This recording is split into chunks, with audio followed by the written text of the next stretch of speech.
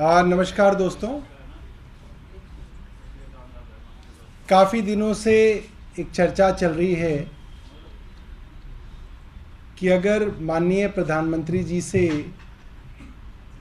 उनकी डिग्री के विषय में कुछ पूछा जा रहा है तो भारतीय जनता पार्टी इतना परेशान क्यों हो रही है।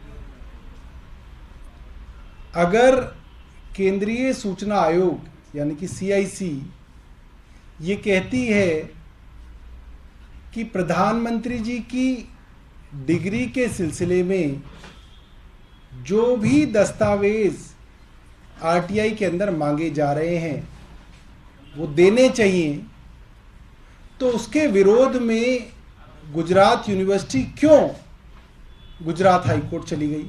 ऐसा तो नहीं होना चाहिए था। और अब ये नौबत क्यों आ गई कि दिल्ली के LG साहब ये कहने लग गए कि अरे डिग्री विग्री क्या होती है, ये तो पैसे खर्च करने की रसीद होती है।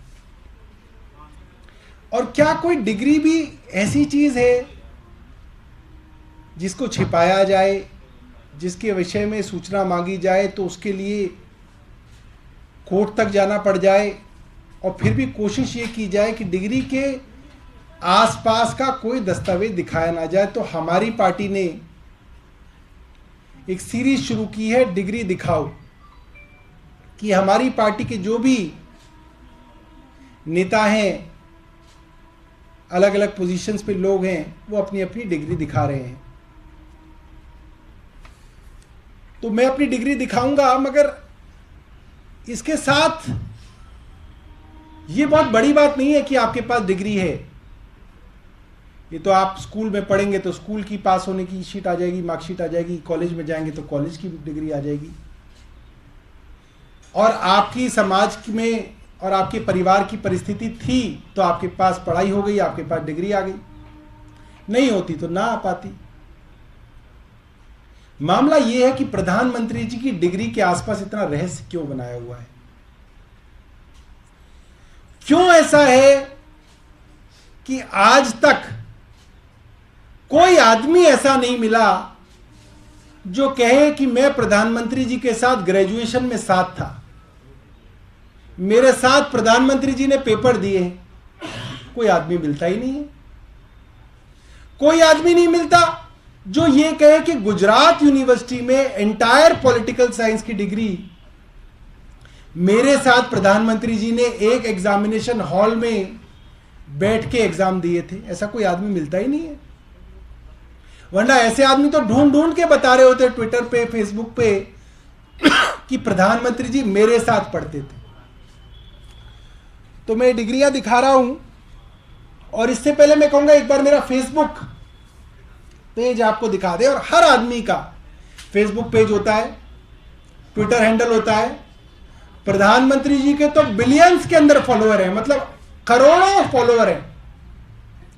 मैं तो एक छोटा सा आदमी हूं, मेरे भी कुछ दोस्त हैं। जो भी कोई सामान्य आदमी होगा उसके दोस्त होंगे, और कोई बड़ा नेता होगा उसके तो दूर दूर के दोस्त होंगे। उसके अंदर एक नाम आप सर्च कीजिए कॉलेज के, मनीष कोहली। अब ये मनीष कोहली है, ये मेरे कॉलेज के मित्र हैं। इनके कॉलेज का नाम देख लीजिए और मेरे कॉलेज का नाम देख लीजिए, वो सेम है। और ये मेरे फेसबुक पे मेरे दोस्त हैं क्योंकि ये मेरे साथ पढ़े हुए हैं। अगला नाम खोल के दिखाइए। ये शिवशंकर दत्ता हैं, ये आजकल एयरफोर्स में है। ये मेरे साथ इन्होंने इंजीनियरिंग करी थी, मेरे क्लासमेट थे, मेरे फेसबुक के ऊपर फ्रेंड हैं। इनके कॉलेज का नाम देखेंगे, इनके कॉलेज का नाम वही नाम है जो मेरे कॉलेज का नाम है। ये तो दो नाम है, इसके अलावा आप अक्षय करके देखेंगे, अक्षय करके नाम आ जाएगा।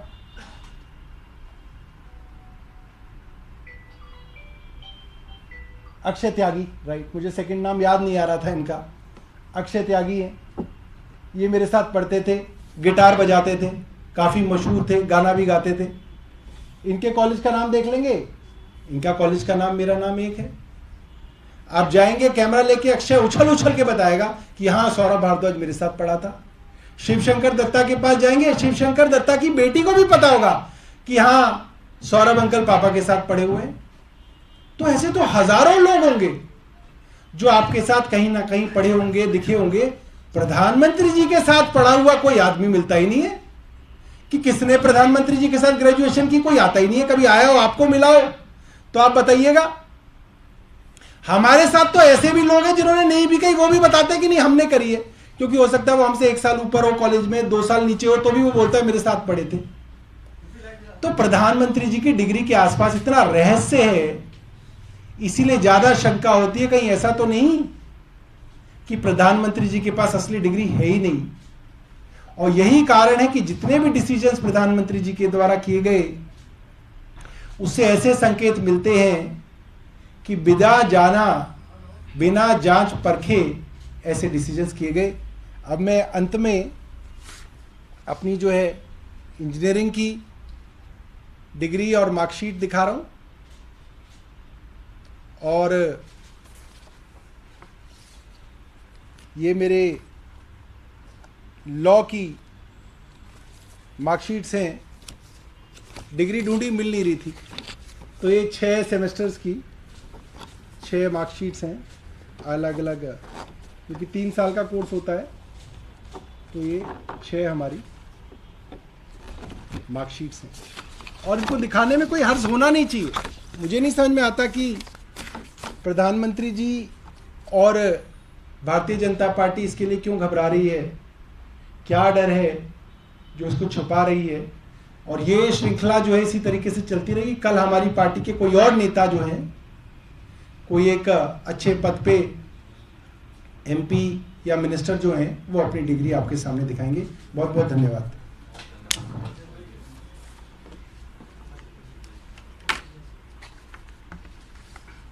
कोरोना के केसेस भी बढ़ रहे हैं, बच्चों में भी संक्रमण बढ़ रहा है, क्या बच्चों के लिए कुछ खास तैयारी है?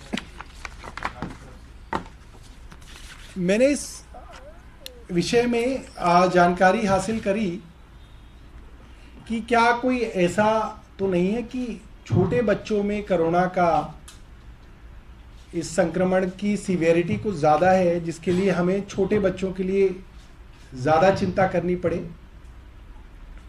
तो सामान्यतः तो कोई भी बीमारी हो, छोटे बच्चे और बुजुर्ग उस बीमारी से ज़्यादा परेशान होते हैं। मगर ऐसा इस ओमिक्रॉन XBB 1.16 का जो सब वेरिएंट है, इसके विषय में ऐसी कोई ठोस जानकारी जो है एक्सपर्ट्स की तरफ से नहीं आ रही है कि कोई बहुत ज़्यादा इस तरीके की सीवियरिटी बच्चों में इस वेरिएंट की दिख रही हो। बड़े तौर पे मैं यही कहूँगा कि जो भी लोग कम इम्यूनिटी से हैं, जिनको कोई बड़ी गंभीर बीमारियां हैं, वो लोग कोशिश करें कि क्राउडेड प्लेसेस को अवॉइड करें। घर से बाहर निकलें तो वो लोग मास्क लगाएं और अपनी इम्यूनिटी का ध्यान रखें, क्योंकि इस वेरिएंट की ट्रांसमिसिबिलिटी हाई है, इसलिए फैलता है। और अभी जो मेरी जानकारी है, अब आसपास काफ़ी इसका संक्रमण बढ़ रहा है, बढ़त पे है, और मुझे लगता है बहुत जल्दी ये प्लेटो करके नीचे जाएगा। मगर सरकार की तरफ से मैं सबको आश्वस्त करना चाहता हूं कि सरकार के पास oxygen beds, ICU beds, ventilator वाले बेड्स काफ़ी तादाद में हैं। ईश्वर करे कि उनकी ज़रूरत ना पड़े, मगर सरकार की तैयारियां पूरी हैं। ऑक्सीजन की कैपेसिटी सरकार की पूरी है। सभी उपकरण जो हैं वो हमारे जो हैं चालू हालत के अंदर हैं। किसी भी स्थिति के लिए सरकार जो है तैयार है, और सरकार इसको बहुत क्लोजली मॉनिटर कर रही है। कहीं पे भी ऐसा लगेगा कि ये स्थिति जो है गंभीर हो रही है, तो आप लोगों के द्वारा लोगों को सूचित करेंगे। सर, एमसीडी को लेकर क्या तैयारी है? एमसीडी के अंदर मुझे लगता है कि अब भारतीय जनता पार्टी ने हथियार डाल दिए हैं। अब उन्होंने धीरे धीरे अपनी एमसीडी में हुई हार को जो है धीरे धीरे जो है हजम करना शुरू कर दिया। अब वो मानने लगे हैं कि दिल्ली की जनता ने उनको रिजेक्ट कर दिया है, और ये जो खरीद फरोख्त करके मेयर, डिप्टी मेयर बनाने की वो जो बात करते थे, अब उन्होंने वो बात करनी कम करी है।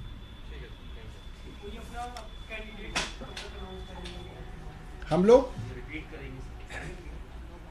हम लोग मुझे लगता है कि 18 तारीख लास्ट है नॉमिनेशन की, तो 17 तारीख को हमारे नॉमिनेशंस भरे जाएंगे। सर, ये रिपीट करने जा रहे हैं या नए उम्मीदवार? अब मुझे पता नहीं कि आप लोगों को क्या बताया गया है, नहीं बताया गया। सर आप बता दीजिए। चर्चा है कि वो अच्छा काम कर रही है तो मौका मिल सकता है। काम अच्छा कर रही है, इतना मैं कह सकता हूँ, काम तो अच्छा कर रही है।